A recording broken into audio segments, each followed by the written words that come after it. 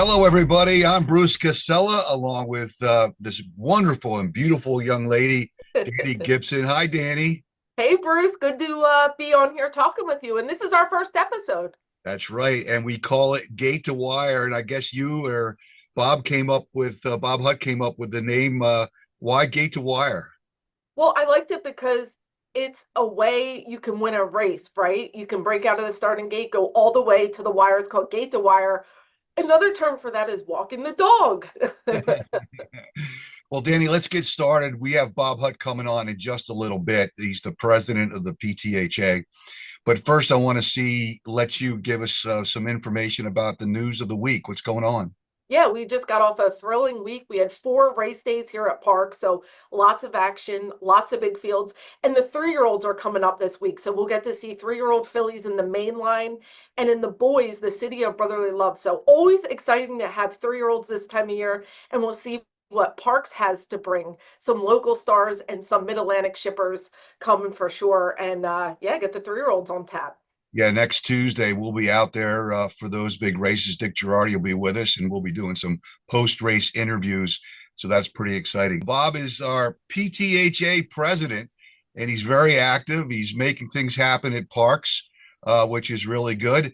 Dani, you got some questions for Bob? Let's start out with you. I do. So, Bob, you're our current PTHA president. You're an owner and breeder. I think a lot of people would be interested to know how you even got into horse racing. How did you get into this amazing industry? Pretty easy. I remember the moment clearly. I was 16 years old, underage, and I was up in the Catskills, and my mother's friend said to me, Bobby, would you like to go to Monticello Raceway tonight? I said, okay. And I bet $2 to show on a trotter named It's Freezing. This is a million years ago. And he broke stride on the Monticello but he broke stride on the backstretch, disappeared on the Monticello Quickway. That's my story. And here I am, $10 million poorer, still trying to get even and get my $2 I bet the show. Did your And that's mom how I call got you? into horse racing. Did your mom call you Bobby from the Bronx back then? She called me Bobby. My entire family called me Bobby. The Bronx part came later after I realized the historical significance. But seriously, that was the first time I went to a racetrack, and I fell in love with horses. Went to originally Yonkers and late Roosevelt Raceway. I think I paid for every seat, paying my dues to learn. Finally went to Aqueduct in Belmont, fell in love with thoroughbreds, and I said, someday I'm going to own one of these. And that came true for me in 1985, and I've never looked back, and I've been doing it ever since. And my love for these magnificent animals knows no bounds. Tell us the story about Uptown Charlie Brown. Be happy to. We bought him in 2009, and that was after the country had the economic disaster where many banks and private investment firms went out of business. And I went to the OBS sale, and we had him rated very highly. And if you want to know how bad things were back then, I bought Uptown Charlie Brown for the bargain basement price of $57,000. And on that day, they listed him as the 10th most expensive horse sold at that sale. And we got him, and I was thrilled, and we turned him out, and I had forgotten about him because we had other horses racing in Monmouth, and my best friend was then trainer Alan Seawald, who unfortunately passed away. I can't believe it's 15 years. And one night he asked me if I was sitting down, and Uptown Charlie Brown hadn't even worked out yet. And he said to me, are you sitting down? I said, yeah. And he said, the chestnut, that's all Alan ever called him, that was Uptown Charlie Brown, is the best horse you've ever owned. And I said something to the effect, stop playing with yourself. He hasn't even breezed yet. And he started screaming at me lovingly, I know what I'm talking about. He's the best horse you ever owned. And whatever you do, don't tell our 500 partners about Uptown Charlie Brown. I said, Alan, would I ever do that? And it was about 9 o'clock at night. And I sent out an email blast that said, "Come one, come all. Alan Seawald said we're going to unveil the second coming of Secretariat tomorrow at Monmouth Park." And when he went to the track about 8:30 that morning, there were about 50 cars in the parking lot, all the partners coming to see Uptown Charlie Brown. And he worked out sensational. And from there, the rest is history. Well, what a thrill he took you guys on. In 2010, he was part of the Derby Dozen on the Triple Crown Trail, and he got to race in the prestigious classic Belmont Stakes. Not many owners get to be a part of that. Tell us about that experience.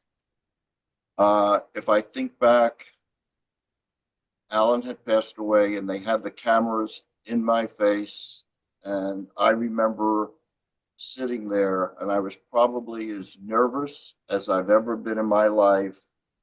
And could we just get this race on? Could we just get it on? And during the race, unfortunately, I didn't know at the time, his saddle slipped at the 7 furlong marker, which means the jockey Rajiv Mara, who was making a comeback, he was a kid then, couldn't ride him, and he was stuck on deep sandy, the rail at Belmont. He lost the race by 3 lengths. I have never watched the replay, but if you do, go take a look at what happens after he loses. After he loses and comes in 5th, Rajiv looks to his right, has no saddle, and he gallops out about 20 lengths in front of the field. And what if? And after that race, unfortunately, he came up with a bow tendon.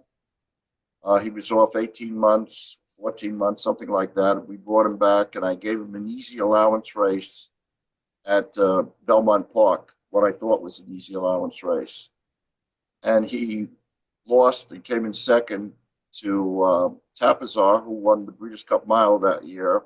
And I beat Boys of Toscanova, who finished second to Uncle Mo in the Breeders' Cup Juvenile. And we just kept going, and he ran against the best of his generation in 2010, but he was never the same after that. And unfortunately, we retired him. And I remember the van, it was a very sad moment. And when I tried to make him a stallion, everybody thought I was insane. And I did it for all the wrong reasons. I don't want anybody to think that I'm smart. And I did it in Alan Seawald's memory. All I wanted was a couple of cheap claimers. And we started out with a band of broodmares, royalty, if you will.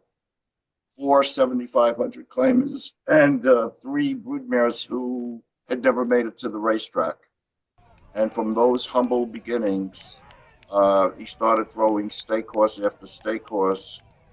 And I was getting calls from Kentucky asking me, "Do you realize what his AEI is and CI index?" And I said, "What's that?" Like, it didn't mean anything to me. It's the ratio. In other words, the stallion to the broodmares. The best stallions get the best broodmares. Well, his ratio was the highest in the country. And it took us several years to get him going because we couldn't support him. We didn't have the money to buy 100 legally bred broodmares, but he's done pretty good. He's turned out to be the leading stallion in Pennsylvania the last 2 years. He's earned over $200,000 each year, a total of $450,000. And the only other stallion in Pennsylvania ever to earn $200,000 was the Immortal Jumpstart. So we've come a long way, and what we've done in Breeders' Awards and Stallion Awards combined, I think we did $868,000 in 2023 and 700,000 plus last year, and those are numbers they had never seen before. The highest was 500,000 combined. So he's a hell of a stallion, and we're very, very proud, and we love him. And by the way, he performs for peppermints. You give him a peppermint, he's fine. Otherwise, no go. That's pretty Great. awesome. Bob, you're working on some things with parks management. I know one of the projects that you and John, Julia, are working on is the internet. Tell us a little bit about that and how that can really help our backstretch people. Yes, I'll be happy to. Well, as your audience probably knows, I'm kind of outspoken. I say what it is. And last year, I went up against management and some shortcomings I thought they had. And I will always fight for the 2,500 people that I represent. They elected me, and I feel that's my duty, that's my obligation, and I have to do that. But in fairness, the first person we went to see is COO Joe Wilson to tell him we wanted to get Wi-Fi on the backstretch for our trainers and for the grooms and hot walkers that live in the quarters so they can watch TV and get on the internet and do other things. And Joe was a complete gentleman, and we just had our first meeting, I believe, with Comcast to see if it's possible. I think it went very well. We may bring in Verizon. But what we want to do is make Wi-Fi affordable to make the lives of our hardworking men and women on the backstretch that much more enjoyable. That's what it's about. That's a big deal, right, Dani? Yeah, definitely. I mean, Wi-Fi is everything for trainers. They got to be able to run their businesses. Everybody does that, virtually now with technology. And for the people that live here, they want to relax, watch their favorite Netflix show. We have so many good backstretch workers and people. You just love them. I mean, we were at the banquet last week, and just the smiles on their faces. They're getting away from a hard day's work. They put on their best Sunday clothes and they look great, and they were dancing and they were having a great time. And we loved it. Yeah, no, we have an awesome community here, and they definitely live, eat, and breathe horse racing. Bob, well, you talked about being a breeder. What's it like to see one of your babies win? Horse babies, foals, that is. I don't think there's any feeling like that in the world.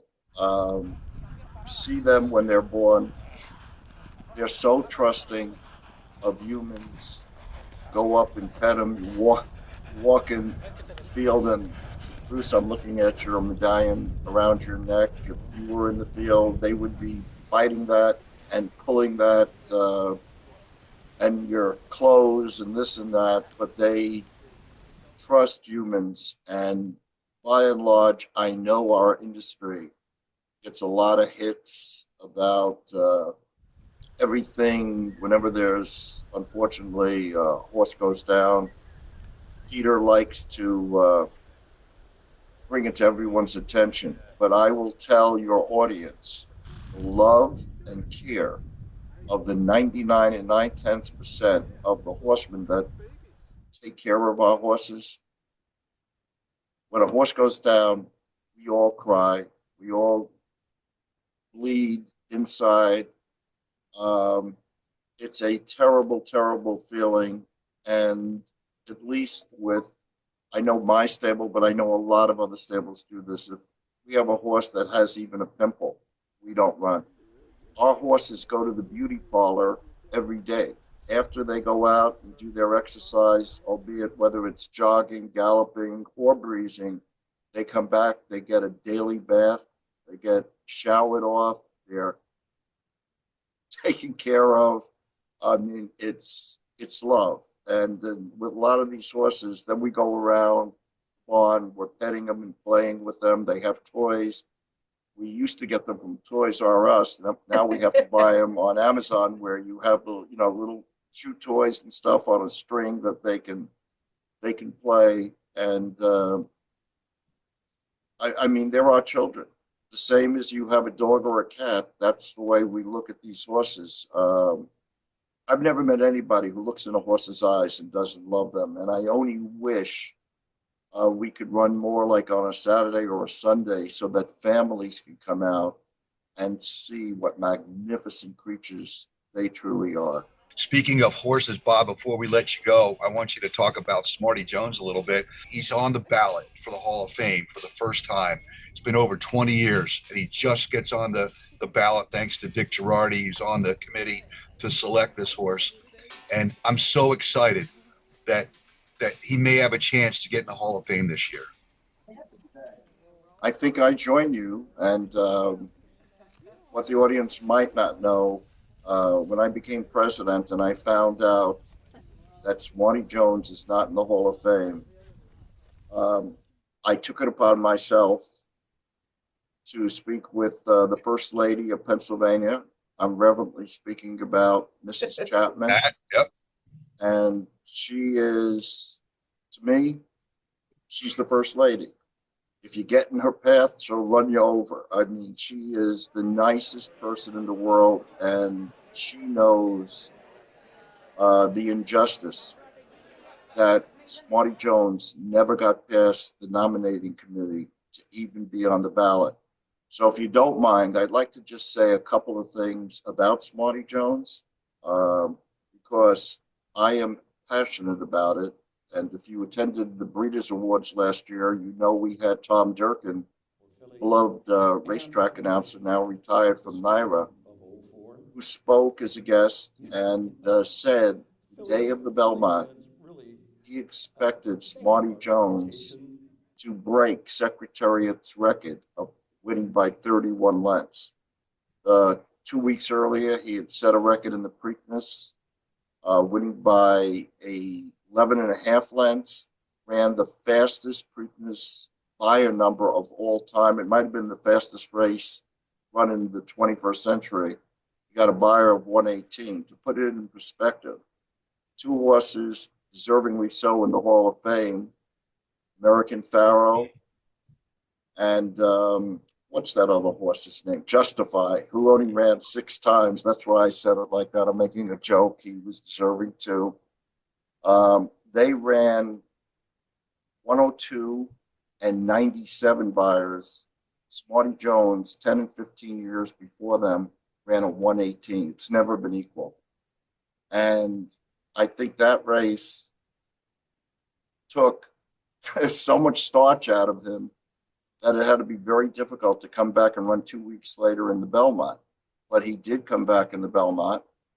And as we all know, as I started to say, Tom Durkin marked off secretly 31 lengths in red tape because he was hoping to see Smarty Jones break the record. That's how highly he thought of him.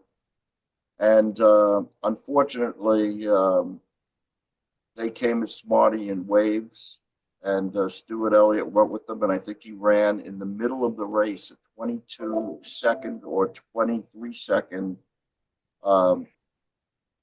quarter mile, which is unheard of. You do that in sprint races going 5 or 6 furlongs, not going a mile and a half. And he put them all away. And unfortunately, in the last strides, Birdstone, his owner, apologized, came up and beat him by 1 length, which to the layman is 33 feet. You have to remind me. And he missed immortality of ending his career a perfect 9 for 9. By the way, Smarty Jones also had faster buyer number than Justify and American Pharaoh in the Kentucky Derby. He ran 9 times, won his first 8 races by a combined 47 and a half lengths. And he was in a class by himself, and 120,000 people plus turned out at Belmont Park, which is the all-time record for attendance. That track goes back, almost 100 years, 75, 100 years.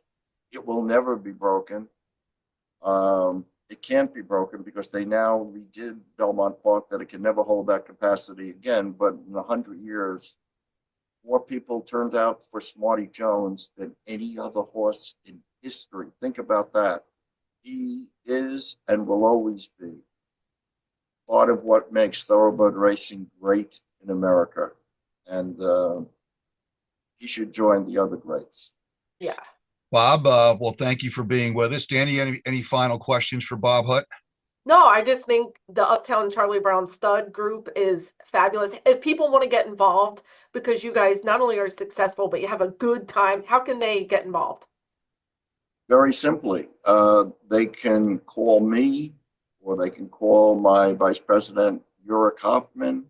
And the easiest way to do it is just go on the internet, and it's pretty easy. UTCBstud.com, and all the information's there, and they can get involved for as little as $500 for us. I guess we were one of the first groups that did micro shares, and some of the our larger competitors say, Bob, what are you doing? Can't make any money doing that. And the one thing I didn't say, and I'd like to add this, Uptown Charlie Brown Stud was started in my father's memory. You want to get in, it's $500 for 1%. And can't be easier than that. And we encourage people to come out to the racetrack, to go to the barns, to watch the training, be there for the races, take them in the paddock.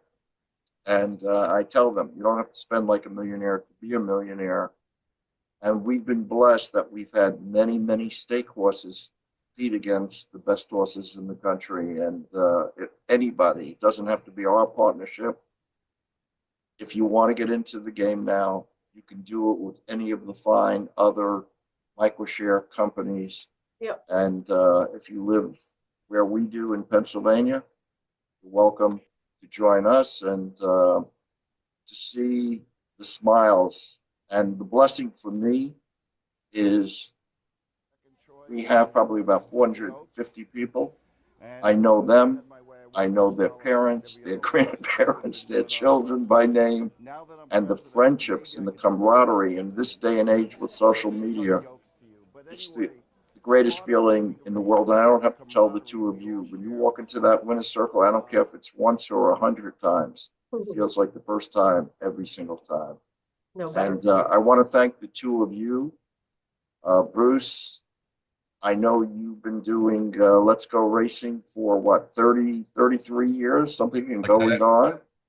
And Dani, you look so young for, did it for so many years. You must have started as a baby.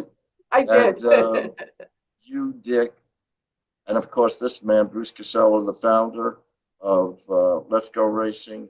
You do a tremendous job, and it's heartfelt, and God willing, you're going to do it for another 30 years. Thanks, God bless Bob. you too. I appreciate it. And thanks for all you do for the horsemen, the PTHA, and for horse racing. We really do appreciate it, and keep up the good work. We're a family, and don't ever lose it.